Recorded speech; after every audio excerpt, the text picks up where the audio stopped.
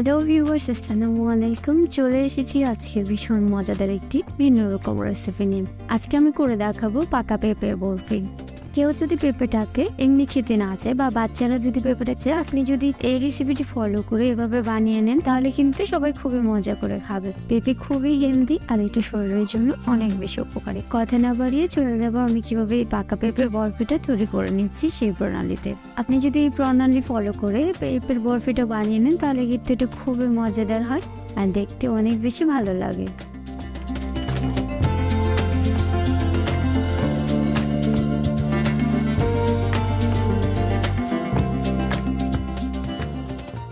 তো এই জন্য আমি প্রথমে নিয়ে নিয়েছি একটি পাকা পেঁপে।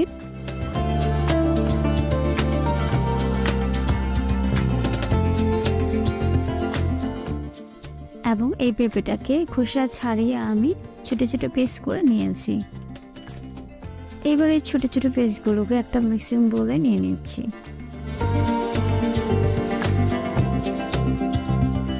সবগুলো পেঁপে আমি ছোট ছোট পিস করে কেটে নিয়েছি। এখন এটাকে আমি ব্লেন্ড করার জন্য ব্লেন্ডারে দিয়ে দিচ্ছি।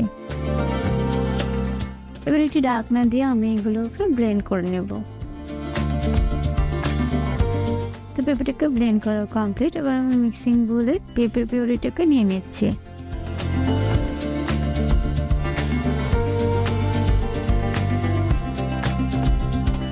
এবারে পিউরিটাকে আমি একটি প্যানে জাল করে নেব। তো এর জন্য আমি প্যানটা বসিয়ে দিয়েছি এবং সাথে দিয়ে দিচ্ছি কিছুটা তেল।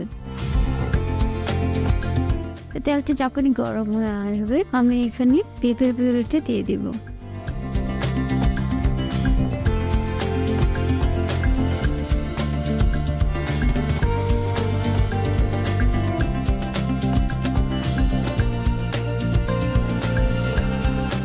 এবারে পেঁপের পিউরিটাকে আমি খুব ভালোভাবে কিছুক্ষণ জাল করে নিব এবং নাড়তে থাকবো।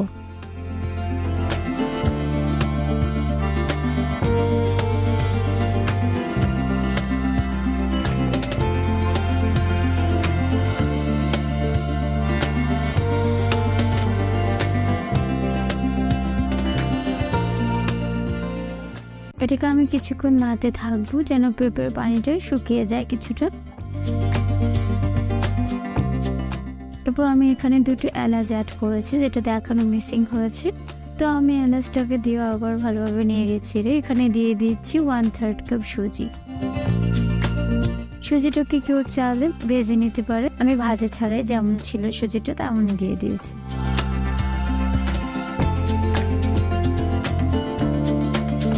এবার আমি নেড়ে ছেড়ে আবার দিয়ে দিচ্ছি 1/2 কাপ চিনি। এখানে মিষ্টির পরিমাণটা যে যেমন পছন্দ করে সে তেমন দেবে।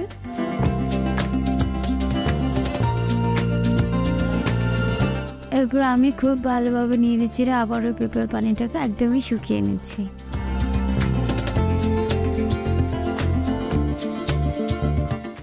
এবং যখনই পেঁপের পিউরিটা থেকে অনেকটা পানি শুকিয়ে যাবে এবং আঠালো একটা প্রলেপ চলে আসবে, তারপর আমি এর মধ্যে 1 চামচের মতো বাটার দিয়ে দিচ্ছি। কেউ চাইলে ঘিটাও ব্যবহার করতে পারে।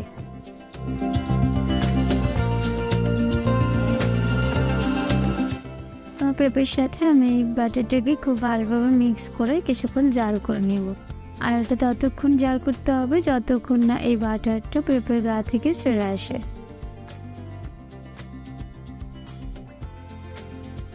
তো দেখতেই পাচ্ছ কিছুক্ষণের মধ্যে কিন্তু এই পেঁপের পিউরিটা থেকে তেল ছেড়ে দিচ্ছে। আর তখন এই বরফিটা করার জন্য এই পিউরিটা একদমই রেডি।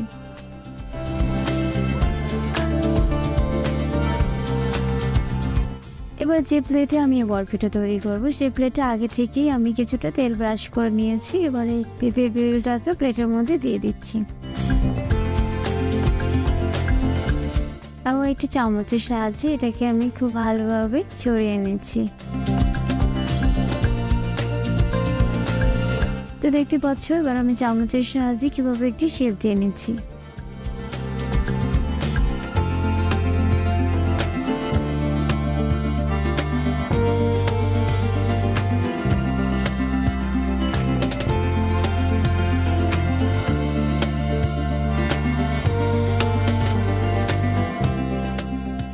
তো এবার রেডি। এটা একটা শেপ দেওয়া তৈরি হয়ে গেছে। এটা ঠান্ডা করার জন্য আমি কিছুক্ষণ ওয়েট করব। আর যখনই ঠান্ডা হয়ে যাবে এর মধ্যে আমি কিছুটা বাদাম এবং কয়েক পিস কিশমিশ দিয়ে সাজিয়ে নিয়েছি। এবার এটাকে একটি চাকুর সাহায্যে আমি ছোট ছোট করে পিস করে কেটে নিচ্ছি, যে যার পছন্দ অনুযায়ী কেটে নেবে।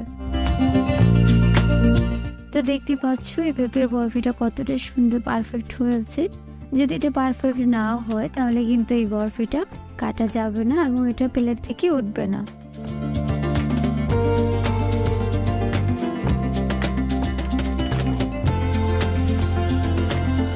এবার আমি এটাকে কিন্তু আবারও কিশমিশ দিয়ে সুন্দরভাবে সাজিয়ে নিচ্ছি এবং বরফিগুলো তুলে সাজিয়ে নিয়ে দেখিয়ে দিচ্ছি এটা কতটা সুন্দর দেখতে হয়েছে। আর খেতেও কিন্তু এটা ভীষণ মজাদার হয়।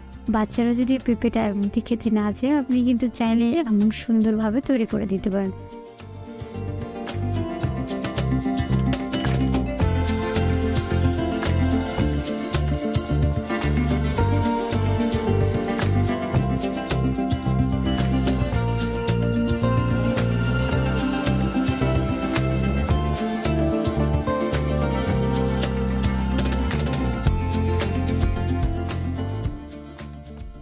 যারা আমার রেসিপিটি দেখছেন তাদেরকে অনেক বেশি ধন্যবাদ। তোমরাও যদি এমন সুন্দর রেসিপি বানিয়ে নাও অবশ্যই আমার কমেন্ট বক্সে জানাবে তোমাদের রেসিপিগুলো কেমন হয়েছে।